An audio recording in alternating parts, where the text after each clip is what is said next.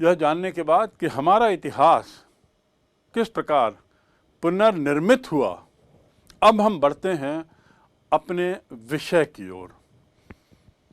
आखिर अशोक या समुद्रगुप्त अचानक नहीं आए। कई सौ वर्ष लगे एक व्यक्ति को सम्राट बनने में, और इस प्रक्रिया में जो काल गुजरा इसमें अनेक घटनाएं हुई। सर्वप्रथम 16 महाजनपद यानी वे क्षेत्र जो एक तरीके से छोटे छोटे गांव थे, और एक गांव स्वयं में एक राज्य था। फिर उसके बाद गांव बढ़ते बढ़ते जनपद हुआ, जिसमें कुछ गांवों को मिलाकर एक क्षेत्र बना। फिर यही क्षेत्र बढ़ते बढ़ते और महाजनपद बने। महा यानी बड़ा, महाजनपद बने। ये सब एक दूसरे से लड़ते भी थे, एक दूसरे पर हमला करके एक दूसरे को हथियाते भी थे, और इस प्रकार यदि पूर्व में अनेक जनपद थे तो धीरे धीरे इनकी संख्या घटकर 16 जनपद रह गई। और ये 16 जनपद जो हैं, आप जैसा नक्शे में देखेंगे, मूल रूप से ये सब उत्तर भारत के। दक्षिण में जो एक ही महाजनपद था, जिसको हम कह सकते हैं मध्य भारत का क्षेत्र, वह था उज्जैनी।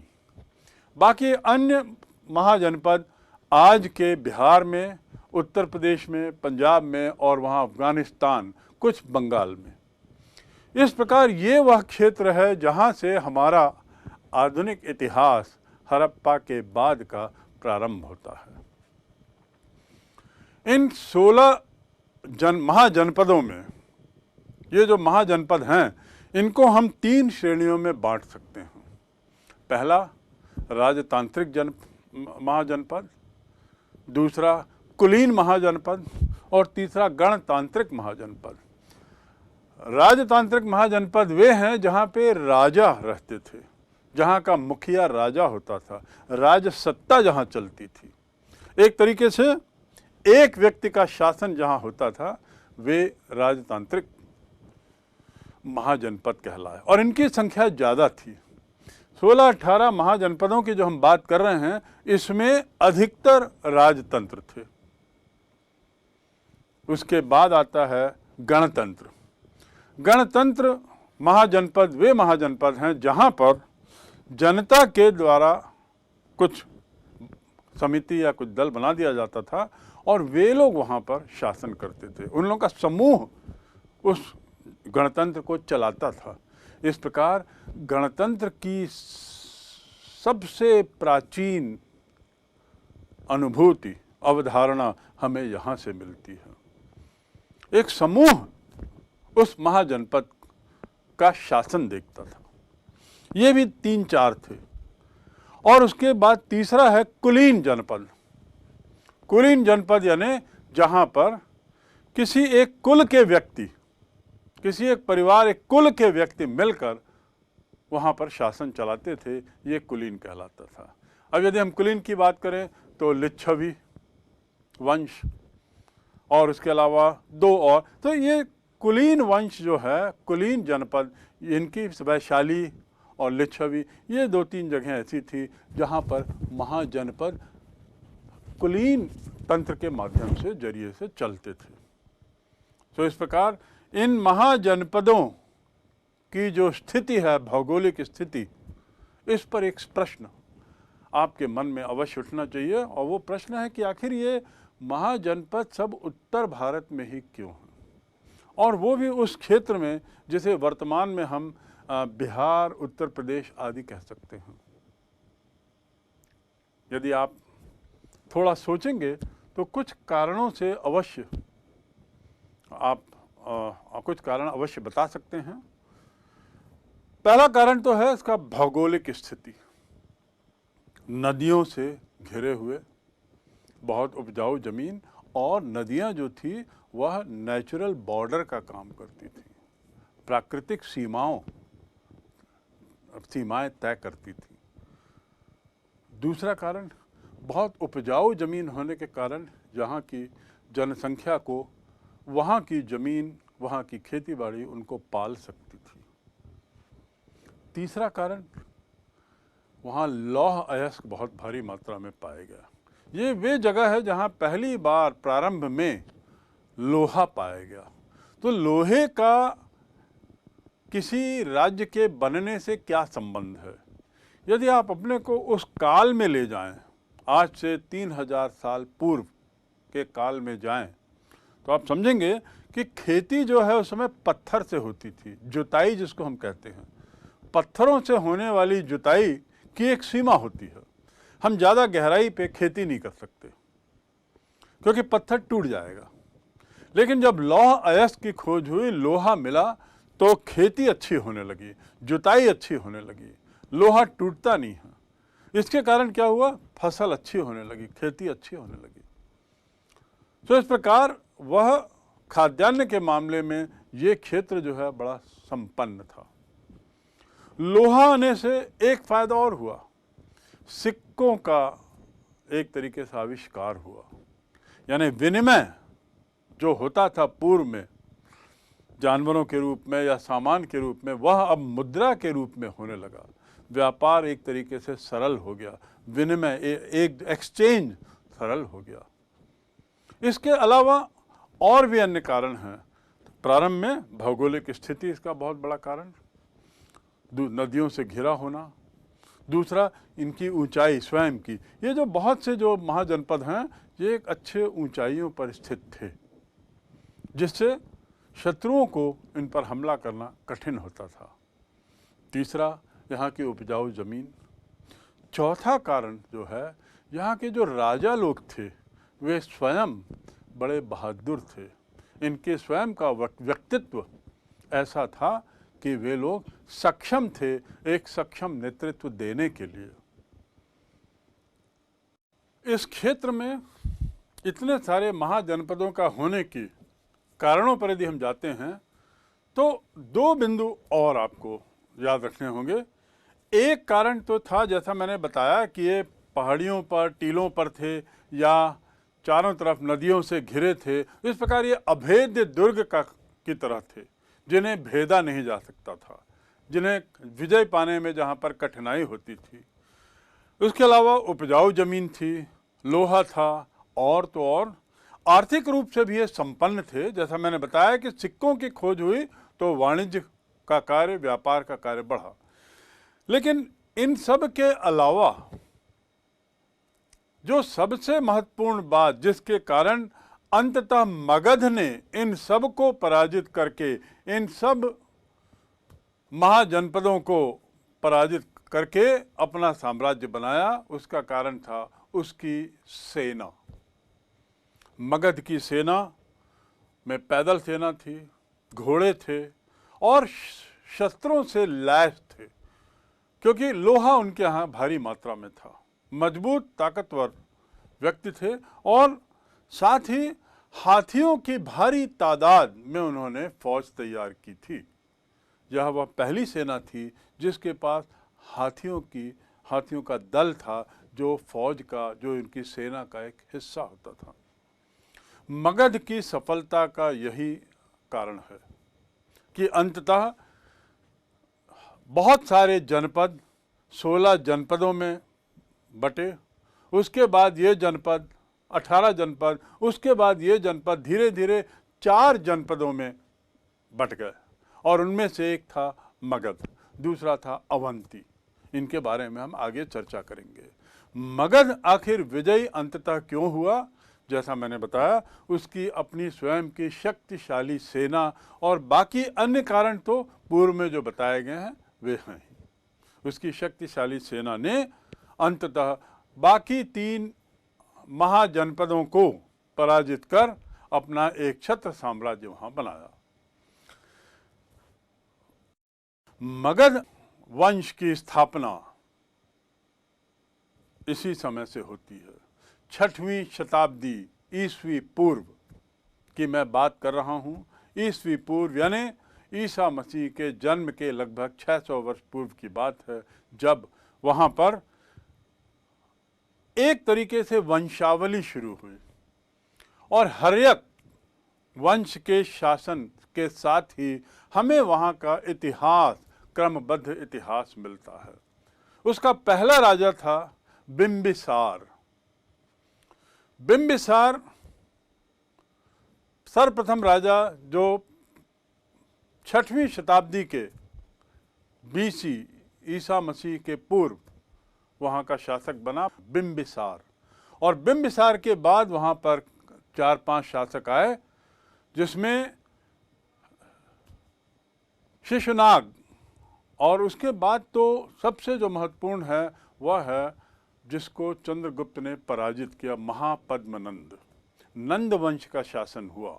हर्यक वंश के बाद, हर्यक वंश के 4 शासक थे, उसके बाद नंद वंश का शासन हुआ, जिसमें महापद्मनंद को अंततः चंद्रगुप्त मौर्य ने पराजित किया। और उसकी कहानी तो आप लोगों ने सुनी ही होगी कि कौटिल्य या चाणक्य के सीरियल में भी यह बड़े विस्तार से दिखाया गया है, और किस प्रकार चाणक्य के सुझाव से, चाणक्य के गाइडेंस में, मार्गदर्शन में किस प्रकार चंद्रगुप्त ने मगध पर विजय पाई। उसने अपनी विजय की शुरुआत इन सब को पराजित करने के बाद जब उसने अपना साम्राज्य बनाया, तब चंद्रगुप्त मौर्य ने यूनान के बादशाह को पराजित किया, सेल्यूकस। और उसको पराजित करने के बाद उसकी जो बेटी है, उसकी जो बिटिया थी, उसकी जो डॉटर थी, जिसका नाम हेलेना था, उससे उसने विवाह किया। एक संधि हुई दोनों के बीच में, और इस प्रकार उस संधि के मातहत चंद्रगुप्त का जो साम्राज्य है वह अफगानिस्तान तक पहुंच गया, और हेलेना जो है वह राज परिवार में चंद्रगुप्त की पत्नी के रूप में आई। और यहाँ से हमारा जो भारत का वर्तमान इतिहास है वह बड़े क्रमबद्ध तरीके से चलता है। और इसलिए बिंबिसार से शुरू हुआ इतिहास मौर्य काल पर आकर, और उसके बाद अब हमारे इतिहास में सततता बनी है, और यह सततता का सारा श्रेय इन अभिलेखों, इन पुरातात्विक तत्वों, इन साहित्यिक पुस्तकों से जाता है। चंद्रगुप्त मौर्य के बाद जो सत्ता पर आया, तो उसके बाद बिंदुसार आया। आप याद रखेंगे, चंद्रगुप्त मौर्य के बाद बिंदुसार, बिंदुसार के बाद अशोक, 273 से 232 BC का काल यहाँ दिया है। 273 273 BC से 232 BC, बिफोर क्राइस्ट, ईस्वी पूर्व।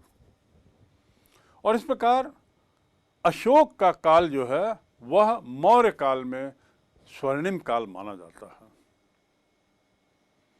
अशोका का इतिहास काफ़ी कुछ वर्तमान भारत के इतिहास से जोड़ के देखा जाता है, और इसीलिए मौर्य काल हमारे लिए इतना अहम रखता है, अपनी अहमियत रखता है इतिहास में। अशोक के काल की जानकारी हमें, जैसा मैंने बताया बारंबार, इन्हीं अभिलेखों से मिलती है, चाहे वो ब्राह्मी लिपि में हो, चाहे खरोष्ठी में हो, चाहे वे यूनानी स्क्रिप्ट में हों, और इन स्क्रिप्ट के प्रशस्ति पत्र, इन ताम्रपत्र और इन अन्य माध्यमों के जरिए से, इन सब माध्यमों से हमें ये जानकारियाँ एकत्रित होती। इसके अलावा साहित्यिक जानकारियों की मैंने चर्चा की थी। ये यूनानी राजा को जब इसने हराया, उसके पराजित होने के बाद जो संधि हुई, उस संधि के तहत यूनानी राजा ने एक अपना राजदूत भी, पाटलिपुत्र जो मगध की राजधानी थी, जो चंद्रगुप्त मौर्य की राजधानी थी, उसके शासन की राजधानी थी, वहाँ उसने अपना एक राजदूत, एम्बेसडर भेजा, जिसका नाम था मेगास्थनीज। और मेगास्थनीज की पुस्तक इंडिका का जिक्र मैं पूर्व में कर चुका हूँ। तो इस प्रकार इंडिका, कौटिल्य का अर्थशास्त्र, विशाख दत्त की पुस्तक और पुराण, विष्णु पुराण, ये उस काल की साहित्यिक रचनाएं हमें मौर्य काल के बारे में अभिलेखों के अलावा काफ़ी जानकारियां देती हैं। बिंबिसार से अशोक तक की जो यात्रा है, जिसमें हर्यक वंश और उसके बाद नंद वंश और फिर मौर्य वंश का आना हुआ, यह यात्रा कुल 300 वर्षों की है। और इसमें मौर्य वंश में जब चंद्रगुप्त शासक बने 322 बीसी में, 298 में ईस्वी पूर्व में उनका स्वर्गवास हो गया, वे स्वर्गस्थ हो गया। लेकिन एक ऐसे साम्राज्य की स्थापना की नींव रखने में सफल हुए जो बाद में भारत के इतिहास का एक लैंडमार्क साम्राज्य माना गया। चंद्रगुप्त के बाद उनके पुत्र बिंदुसार आए और बिंदुसार के बाद अशोक। अशोक अपने काल में जो 273 बीसी ईस्वी पूर्व में आए और 232 बीसी उनका शासन समाप्त हुआ, इस दौर में उनके द्वारा किए गए कार्य ऐतिहासिक माने जाते हैं। हम चाहे बात करें उनके कलिंग विजय की, चाहे बात करें उनके हृदय परिवर्तन की, या बात करें उनके साम्राज्य की, तो तीनों में अशोक का योगदान बहुत बड़ा है। हम चलते हैं उनके उस घटनाक्रम की ओर जिसने अशोक को वो बना दिया जिसके लिए वे आज पूरे विश्व में जाने जाते हैं, यानी कलिंग विजय। और आगे बढ़ने से पहले मैं आपको बता दूं कि कलिंग विजय का जो विवरण है यह भी हमें अभिलेखों के माध्यम से ही मालूम होता है। 13वां शिलालेख जिसे कहा जाता है, उस शिलालेख में उसके कलिंग विजय का वर्णन है। 273 बीसी में अशोक गद्दी में आए, लेकिन लगभग 4 वर्ष बाद उनका राज्याभिषेक हुआ, यानी 269 बीसी में वे फॉर्मल तरीके से राजा बने। और उसके 8 वर्ष बाद यानी लगभग 262 बीसी में कलिंग विजय का उन्होंने निर्णय लिया। आखिर क्या कारण था जो कलिंग पर उन्होंने हमला किया, और उसके बाद क्या कारण था जो कलिंग विजय एक इतनी महान घटना के रूप में जानी जाती है। कलिंग को जीतने के या कलिंग पर उनकी नज़र 4 कारणों से थी। पहला कारण उसकी सामरिक स्थिति। कलिंग यानी वर्तमान उड़ीसा का क्षेत्र हम मान सकते हैं, वह एक तरीके से इस जगह पर स्थित था जहाँ से अशोक या उत्तर भारत के लोगों के लिए दक्षिण भारत में जाकर व्यापार करना संभव था। तो एक तरीके से वो रास्ता था, दक्षिण भारत जाने का मार्ग था व्यापार के लिए। दूसरा, सैनिक दृष्टि से, जिसको मैंने सामरिक कहा, उस दृष्टि से भी कलिंगा अत्यधिक महत्वपूर्ण था। तीसरी बात, अशोक स्वयं एक बहुत साम्राज्यवादी राजा था। बहुत मंशा थी उसकी कि बड़े से बड़े साम्राज्य का वह राजा बने। और इसके अलावा कि उसकी विजय से यह सिद्ध हो जाता कि वह इन महाजनपदों में सबसे बड़े साम्राज्य का राजा बन गया है। इन 4 कारणों से 262 बीसी में उसने कलिंग पर हमला किया और विजय पाई। लेकिन यह विजय इतनी सरल नहीं थी। लगभग 1 लाख सैनिकों को मौत के घाट उतरना पड़ा, लगभग 1.5 लाख लोग बंदी बनाए गए, और कहा जाता है कि लगभग 5 लाख परिवार प्रभावित हुए। विजय मिली, लेकिन अशोक का दिल बदल गया। अशोक ने जब यह दृश्य जाना और यह दृश्य देखा तो उसका हृदय परिवर्तन हुआ, और यही हृदय परिवर्तन अशोक को महान बना देता है।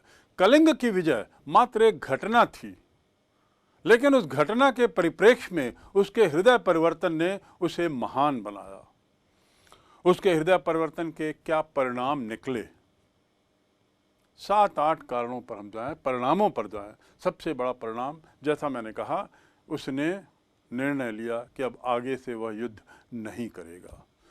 दूसरे शिलालेख, दूसरे नंबर के और 7वें नंबर के और 13वें नंबर के शिलालेख में इस बात का स्पष्ट जिक्र है, जहां पर अशोक ने तय कर लिया कि यह मेरी प्रथम और अंतिम विजय है।